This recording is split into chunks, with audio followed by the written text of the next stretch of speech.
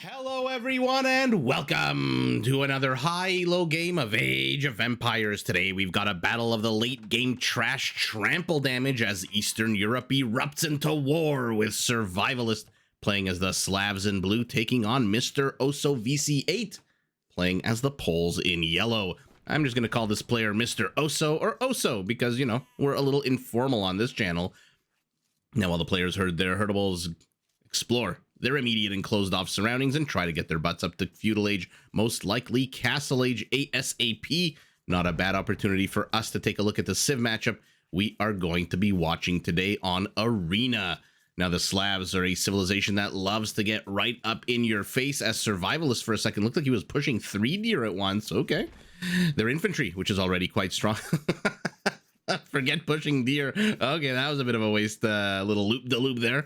Man, I get so easily distracted. In any event, Slavs, their infantry, which is already quite strong, can be upgraded to do trample damage in their unique unit. The Boyar is a fairly slow, super tanky, powerful cavalry unit with a ridiculously high amount of both melee and pierce armor. Now, to support their melee units on the field of battle against harassment by annoying things, perhaps like ranged units, all Slavic Siege Workshop units are 15% cheaper. And, oh my goodness, I don't know why I'm so, tunnel visioned on these deer, by the way. In any event, that 15% discount, fantastic, since Slavs have access to every single unit from the Siege Workshop with the exception of bombard cannons, and those cheaper siege units can be combined with Slavic monks, which automatically move 20% faster than normal to create a very powerful siege monk rush, adorably called a smush. Now, Slavic castles can also be upgraded so that 40% of their stone cost is replaced with wood, which does save players about 250-260 stone per castle. Although remember, unlike the Incan feature, the Frankish feature, you got to plop down 650 stone for that first castle, and then you can upgrade. Now, to help them grow their military production, both the supplies and gambeson upgrades are free of charge. Slavic farmers work 15% faster than normal, and they have a very powerful, cool feature where every single barracks, archery range, stable, and siege workshop actually provides 5 population space, just like a house, which does, in the early to mid game, free up a little bit more wood here and there for a few more units to harass your enemy.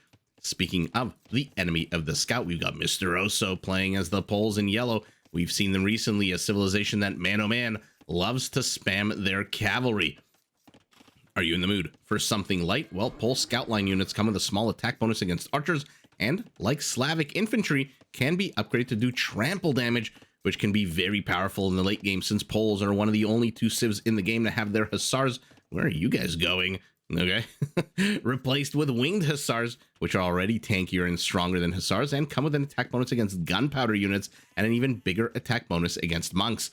Now, if you want to leave the hors d'oeuvres, the appetizers behind, go for something a little bit heavier, and you can spam your heavy cavalry because Pole knights and cavaliers can be upgraded to cost a lot less gold, and I mean a lot, from 75 to 30, making it much easier to spam these units. Now, to back up their cavalry on the field of battle, the Poles can field their unique unit, the Obuch. This is a tanky, well-armored infantry unit whose attack actually reduces both the melee and the pierce armor of its enemy unit by 1 unit. I think I said the word unit a lot in that sentence, with every swipe of its giant, oversized Nadjak hammer. Now, to support the production of their cavalry units, Pole stone miners generate gold in addition to working the quarry. Their farmers have access to this structure, the full work. This basically replaces a mill for the Pole, and basically you see the aura auto-generated when you click on it. Any farm seated within this aura, 8% of that farm will automatically get added to Mr. Oso's bankroll, leaving 92% of that farm to get harvested. And by the way, because this is like a bed and breakfast, it does come with 5 population room, just like a house. Now, Pole villagers themselves are a little bit harder to raid once the game gets going, because starting in Feudal Age, they do begin regenerating HP. And we'll click on one of those villagers and see, usually there's a little icon with a heart, an adorable little heart, and you can see how much HP they in fact regenerate. So we actually have a very interesting Civ matchup. Not only trample damage late game trash units for one player, it's pretty much amazingly upgraded halberdiers. For the other, it is very powerful winged hussars, which unfortunately, one of the things everyone knows about the Poles, they are missing the last armor upgrade on their cavalry.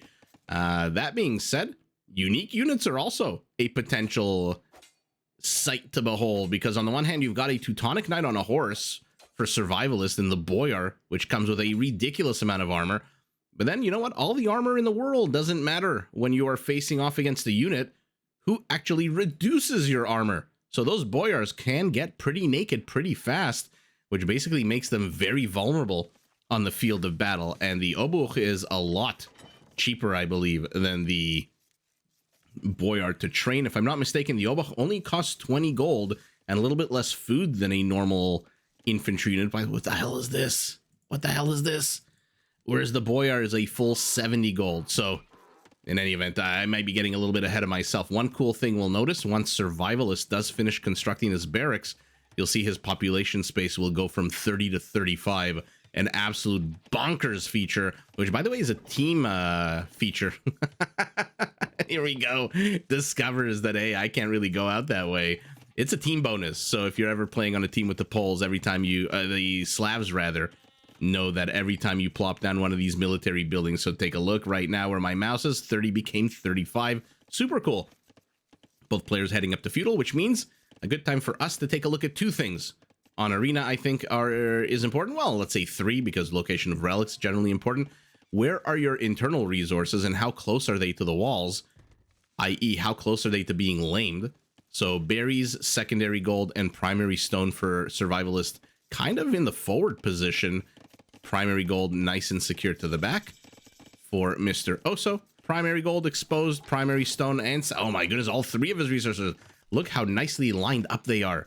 Right for the laming. Not too close to the walls rather, but pretty damn close nonetheless. This primary gold is very risky. I'm not surprised he's building the stable and market right here. An extra layer of protection against any kind of attack by Survivalist into this primary gold. By the way, has Survivalist seen? He's obviously seen enough because his scout is nice and safe at home right now.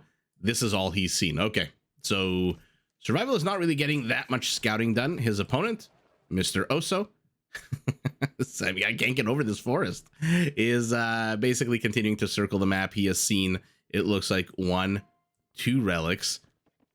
Has he seen? Oh, he hasn't seen the one that's right next to his base. Oh, that is very sour.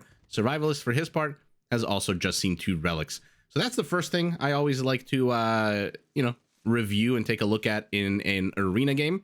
Location of internals. Second, I like to see whether or not forests form any part of your wall off, because even though the Poles, I don't think they get siege onager, they still do get regular onagers, and regular onagers will make this a very nice inviting area to push units into the Slav base, whereas over here, this is a nice and inviting area for those 15% cheaper onagers and siege onagers that the Slavs have to push their way into the Pole base. And then number 3, just location of relics, which it looks like our Pole has 2 right next to his base. Survivalist has 1 right next to his base. Then there's a few neutral ones as well. And now our Slav. Not uncommon for players to wait until Feudal Age to scout for relics, just because the way scouts work in this game, if you're not familiar, in Dark Age, they basically move very slowly. Their line of sight is okay, not great, unless you're the Mongols. But once you hit Feudal, their speed increases and their line of sight increases. Look at that line of sight now compared to what it was in the earlier stage of the game. So you have to spend a lot less effort scouting, and you can spend a lot more effort getting them relics. And it looks like Survivalist hits castle first. Rather, my apologies, hits castle and immediately second TC for him, immediately second TC for Mr. Oso, who again is having to unfortunately place his TCs in a very forward position, whereas our Slav, I mean, this couldn't be any further from the front lines if you wanted it to be. And it looks like we are going to get to see a good old-fashioned relic contestation as the first kill of the game. 16 minutes in, a Pole spearman lies dead. Arena generally follows 3 stages. Ooh, is this open now? This might be open. Oh, no, the house is, you can see the kind of overlaying white area. Yeah, okay, Survivalist is going to find out that this is closed. I thought that was open for a second. It looked graphically like there was an alley between that house and that church, or that monastery, rather. But generally, arena games tend to follow a 3-part meta. Oh, Monk dies, Scout dies, but I mean, we know who got the worst of that trade. Stage 1 of the game, players rush their butts up to Castle Age, as we are now in, so stage 1 is over. Stage 2, they begin fighting over these physics and gravity-defying giant relics that only little old bald men in sandals seem to be able to carry. I guess until the Armenians showed up with their warrior priest. And once all 5 relics on the map are accounted for, have been brought back to the relative monasteries of the players, we enter stage 3, which the stage is the probably everyone's favorite. I shouldn't say everyone, probably most people's favorite, where they build big armies and they just crash the armies into one another. Looks like the first relic will in fact go to Survivalist, who goes after the bit of a safer relic. No surprise with a bunch of pole light cav running around the map. Unlike scouts, their attack bonus is a +10 against monks compared to the usual +6 of a scout. So MrOso's light cavalry units are a little bit more dangerous. Now, one cool thing about it, if you take a look at them side by side, if I can actually click, take a look at the speed of Survivalist scouts. There's a reason Survivalist is not upgrading his light cavalry units to scouts, because the speed boost that they have once they click up and up and up to the next age is just absolutely ridiculous. 1.71 tiles. Might as well be a Shrevamsha rider. I guess when you become a light cavalry unit, because you have more armor on you, you do move a little bit slower than normal. Although that does, remember, again, everything comes at a cost. There's nothing free, nothing given, taken for free in this game. So whereas one unit is much faster, the other unit is just a lot better. 2 pierce armor to 2, but look at the attack. 7 to 5, I believe. Yeah, 7 to 5. Ooh, will Survivalist see? Okay. He's expecting to see some kind of action with this relic here. Oh, he pivots north. If he only had pivoted south, he would have caught that extra monk out on the field. Relic has been left there. Oh, now MrOso catches a scout out, a monk out rather, who is trying to bring that relic home. So now we're sitting in a situation where it's going to be 3 relics to 1.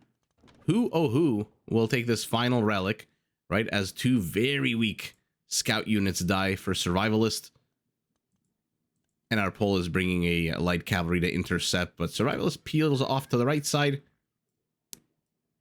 So we are very close to stage 2 of the game being over. Again, I wonder who will send the monk out. We've got 2 monks sitting at home. Whoa, whoa, whoa, whoa, whoa, whoa, whoa, whoa, whoa. Where are you going? What the hell is this? What the hell is this? Okay. Does our pole not realize that he sent the monk carrying the relic? Okay, he does realize it. Oh my god. That could have been disastrous. And now a replacement monk is being sent out. That could have been absolutely disastrous for our pole, who now runs away because a couple of monks are going to scare him away with their sniper lines. By the way, again, I'm wondering, yeah, this is definitely closed off, right? You Survivalist. No wonder you had to build another gate behind here. I mean, this is just ridiculous. This is Mother Nature itself telling you, I don't want you to exit the south portion of your base. Maybe leave the relic. It might be a bit of a cursed relic at this point, if that's how your base spawned. Yellow sees blue, blue sees yellow. Blue goes right around. Oh, he's going to catch the monk. Survivalist. With the fancy schmancy maneuvers.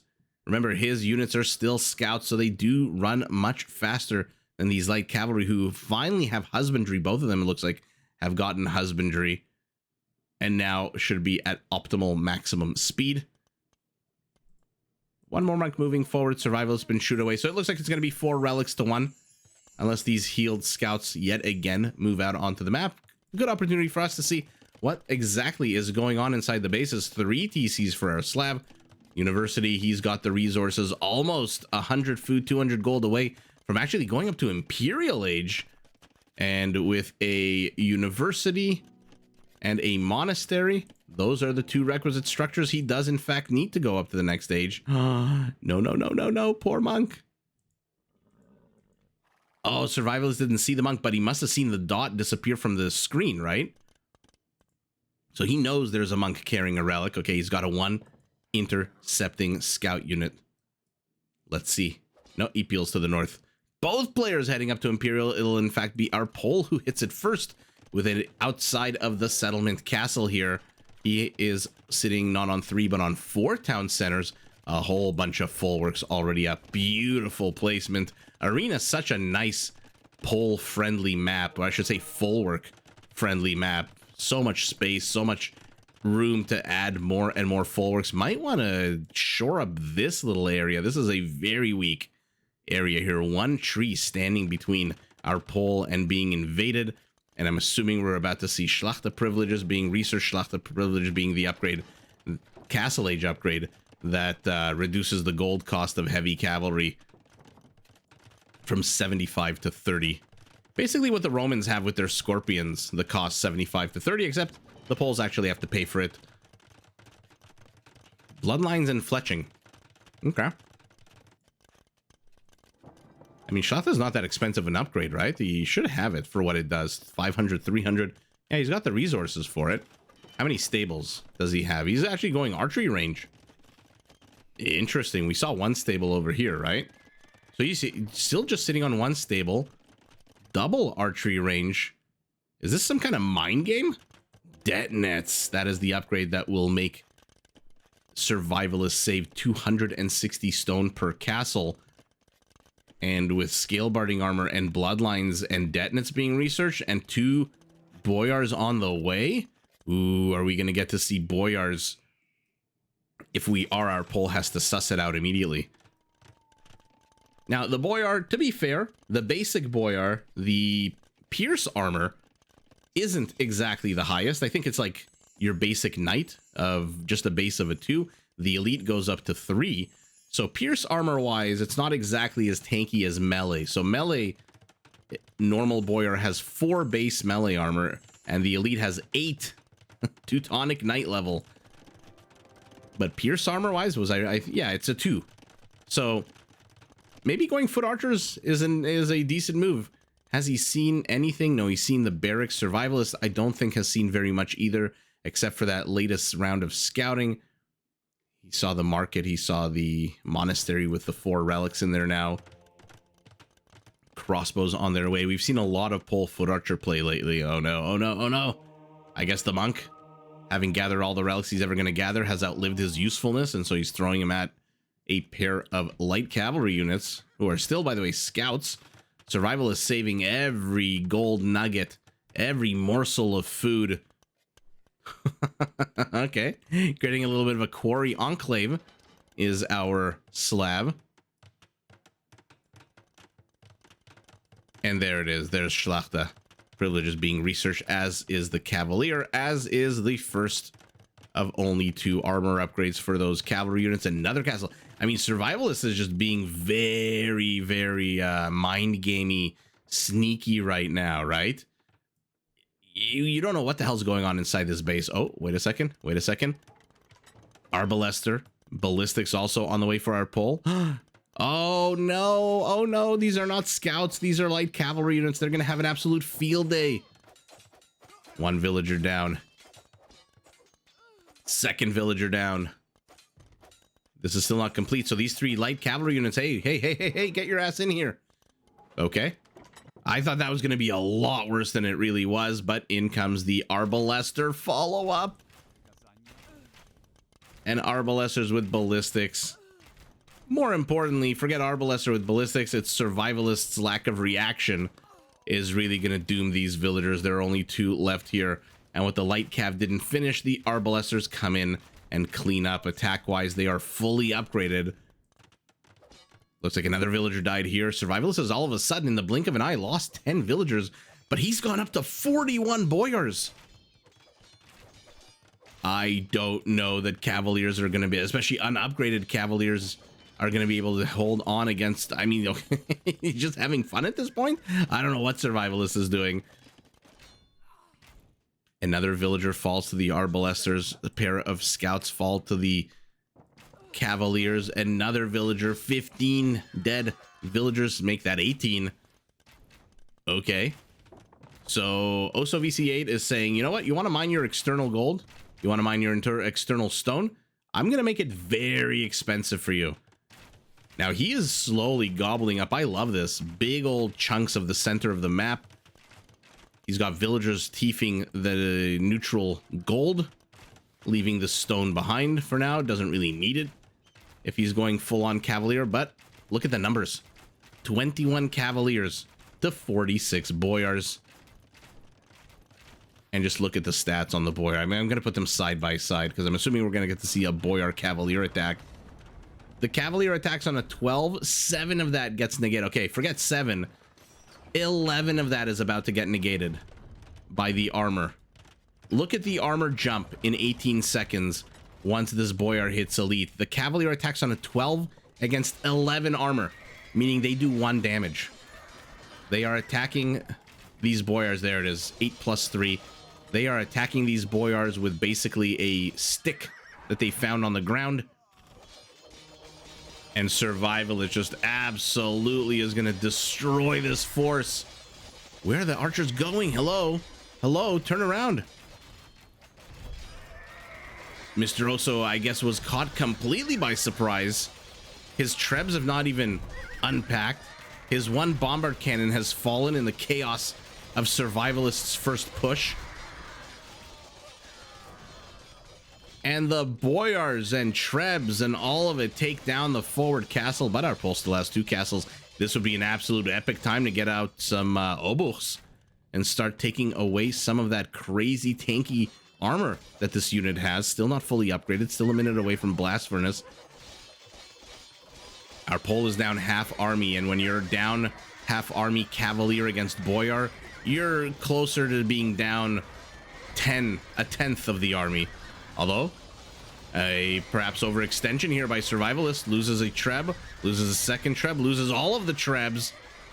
And now he's going to go after the villagers, I think. No, never mind. Overextends, does not go after the villagers. But that was a sour loss for Survivalist. A whole bunch of golden wood down the toilet. Looks like he's also attacking... Oh, he's also attacking these stone miners to the north.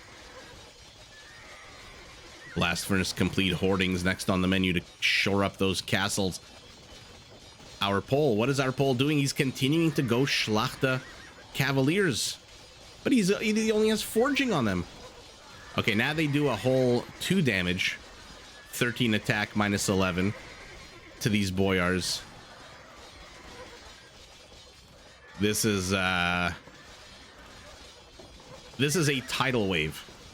55 Boyars for our Slav, taking on 13 Cavaliers. Look at them. Just marvel at the tankiness of this unit. What is the game plan here for our pole, I wonder? Another Treb falls. So he is managing to snipe a good number of Trebs. The problem is Survivalist has 4 more Trebs. Not too sure where they are. They must be wheeling their way slowly towards the front lines. And this is a scenario that no one wants to be in. Your enemy unit is stronger than yours. It outnumbers your army count. And not only that, it's in the middle of your production buildings, in the middle of your military-industrial complex. And now your last possible glimmer of hope, which is pierce damage with the castle, is gone. Another Treb. Will he actually get it? I don't think he's going to get this one. No, he gets surrounded by Boyars hacking away at the walls with their absolute massive axes. Holy shit, look at what's going on. This is just absolute... this is a tidal wave. I don't know how else to put it.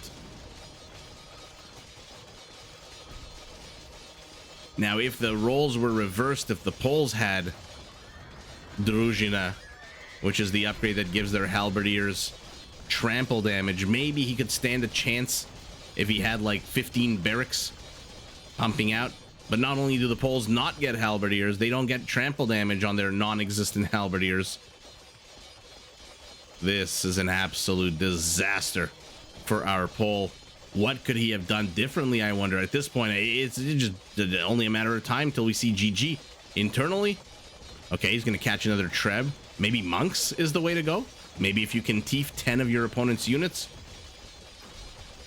Might be a 20 unit swing. He is expanding to the south. but only one stable. Honestly, our stable's really the way to go right now. Another Treb falls, another Treb falls. Survivalist, yet again, stuck on one Treb.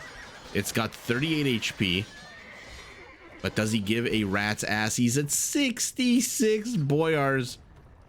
Gold has been lamed. Relics are being emergency evacuated to the rear of the base.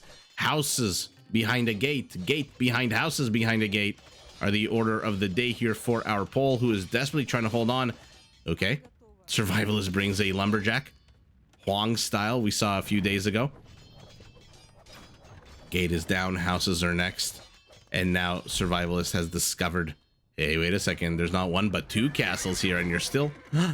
He just deleted a whole bunch of his own units? Okay. Why did he... Okay, so Survivalist is making room for siege rams, which, remember, are discounted. Oh, my goodness. Now he's just showing off. His units aren't even on attack mode. They're on stand your ground or defensive mode, whatever that mode is. Okay, but the Treb is done. Yet again, Survivalist is Trebless on Arena.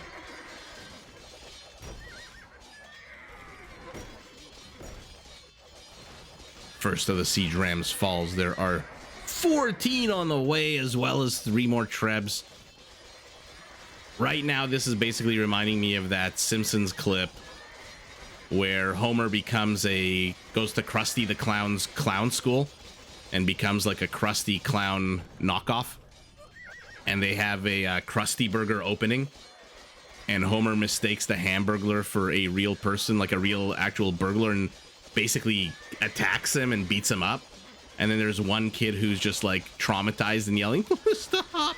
He's already dead! He's already dead!" That's exactly what we are witnessing here, as an absolute massive tide of fully upgraded elite boyars is just taking this Pole settlement to the south. The Pole settlement to the north has been completely cleared up. That being said, again, your Cavaliers do cost 30 gold. So if he can last, if he can withstand and get rid of the siege units, maybe he stands a chance. Am I being too optimistic? Am I being unrealistic? The 2 castles to the south have fallen.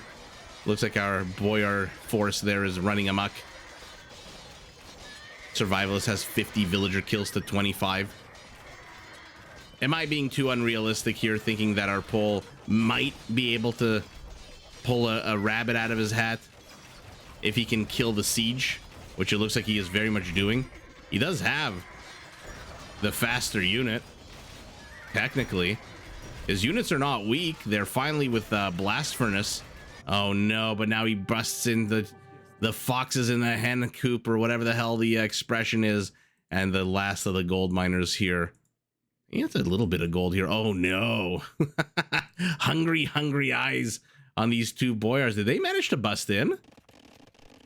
No, they're just kind of standing there all perverty, watching these lumberjacks. That's kind of, it's a little creepy, but stop. He's already dead. Oh my goodness. I don't know what Mr. Oso could have done here. Survivalist was just keeping his army hidden the entire game. And our pole did a fantastic job pushing out with infrastructure, pushing out. He was literally on the verge of trying to bust into the base here with those 2 Trebs and bombard cannon. And then all of a sudden, out of absolutely nowhere, arrived 35, 40, 45 boyars. And what the hell are you going to do against 35 boyars? First of all, how the hell do you beat 68 boyars? I guess with 69 boyars or 70 boyars, but what the hell do you do against this absolute insanity? What an absolute epic game. These 69 boyars shows you, first of all, how long they've been alive. That 68 melee units have killed 198 enemy units. That's almost 3 kills for 1 boyar. And they're not fighting villagers. They're fighting cavaliers. HP, not that different. Attack, not that different. Melee armor is the huge difference here. I think attack speed, actually, the boyars are slower, right? Yeah, so they do attack a little bit slower, 1.9 to 1.8. But what the hell do you do against 13 melee armor? It's that 7 pierce armor that you kind of hope to go after, but even with an Arbalester attacking on a 10, I was a little disappointed that that force of Arbalesters was just kind of retreating backwards and wasn't really helping in the initial fight. But our poll, 15 stables, well, -1 of 14 stables, puts up an absolute masterful, classy internal infrastructure defense, but just cannot muster even with the 30 gold cost. Look at his gold dying. I like that Mr. Oso took it right to the limit, you know, Scarface style. He pushed it to the limit. He died with not even enough gold for one single Cavalier, and now these gold miners are under attack. Now the Arbalesters show up. Okay. Oh my goodness. Again, I don't know what our poll could have done differently. Missing halberdiers. They don't exactly get Druzhina. And Survivalist was just not giving him any information at all. Even the castle was placed not on the front lines. Usually your castle is on the front lines. It's hugging the wall. It's real, you know, your opponent can see it. Here, did our poll even see? He still hasn't seen it. So what the hell do you do against an enemy who you have no clue what they're making, and then all of a sudden they just show up and overwhelm you? I feel like Mr. Oso was in a bit of state of panic, and the only way to beat 68 Boyards with Cavaliers is to pretty much have triple that in Cavalier count, because again, look at the numbers. You attack on a 16, you do 5 damage to this unit. It attacks on an 18, and it does 14 damage. So you need 30 attacks to kill this unit. It needs 10 to kill you. Literally 3 times more effective. So you really do need to outnumber your opponent 3 to 1. Maybe, I don't know, 2.8 to 1, whatever the difference is in attack speed. But holy moly, Survivalist with the tricky. I absolutely love this. I know some people will not like this game. They'll say it's one-sided. They'll say it was a tidal wave, no real defense, no real that. They'll criticize our poll because that's what people love to do, our vast community of armchair generals. But man, was this an absolute masterclass out of Survivalist of how to just keep your opponent in the freaking dark. Like that scene from The Departed where Mark Wahlberg talks about, you know, how what was it? I like to keep the FBI agents like mushrooms, keep them in the dark or something like that. Something that I remember. I have a vast knowledge of nonsense scenes in my head that I can never really remember 100%. But our poll still has no clue what our Slav is up to. Now, to be fair, our Slav also doesn't exactly know what the poll is up to, but a little bit easier to figure out what the poll is going to do, especially once you knock down their castles. Now, Obuchs could have been an interesting army. Obuch Arbalester could have been very interesting, especially since these weren't elite in the beginning, right? They were just your basic 2 pierce armor against the fully upgraded 10 attack of an Arbalester, and then you throw in Obuchs that, again, with each swipe of its Warhammer, reduces the enemy melee and pierce armor by 1 unit, by 1 unit, by 1 unit, and they're only 20 gold and I think 55 food. I think they cost a little less. They might be 55 or 60. I'm not 100% sure. I want to say 60 or 55.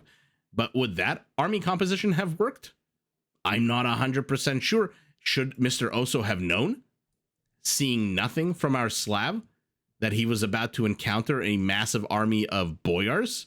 He did do a good job making sure Survivalist didn't mine initially his extra resources. He did an amazing job gobbling up the neutral resources on the map, which Survivalist is now taking, he being the one in map control. But Mr. Oso, just with one missing bit of information, which is, what unit are you building? Just absolutely gets overwhelmed by these Boyars, and what an absolute epic show out of both players. Like I said, I know there's going to be people who are not happy with the one-sided nature of this game. Stop, he's already dead. But what an absolute epic lesson to learn. If you don't know what the hell your opponent is doing, outpost, especially when you have map control, especially when you've denied your opponent their additional resources. And at the end of the day, let's take a look at the stats. 57 villager kills to 27. Survivalist, literally 3.5 times more kills than his opponent. 116 Boyards are more than enough to take on 251 Cavaliers. And by the way, out of 116 total built and trained, 68 are still alive.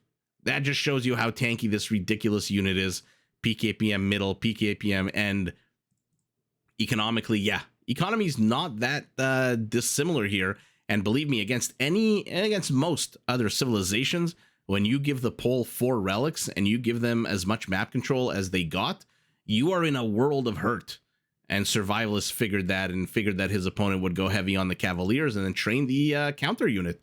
Conversion's not really playing a role. 30 raisings to 2 is basically all of the pole infrastructure that Mr. Oso put down on the map. And despite his early map control, despite his early 15 villager kills, which actually 18 villager kills, is not a small matter, just the lack of scouting into what your opponent is doing, that man ultimately did allow Survivalist to just absolutely overwhelm. Survivalist went into this thinking, you know what, I'm just going to let him take map control. I'm going to let him get Schlachta, and I'm just going to go build Boyars and get them elite and get them up to 11 melee armor and make them absolutely invincible. And that is exactly what he does. And with that game plan, he takes the W, but GG in a ridiculous game to both players. Did you enjoy this video? Check out these other clips and make sure to subscribe and enable notifications so that you're notified of my latest uploads.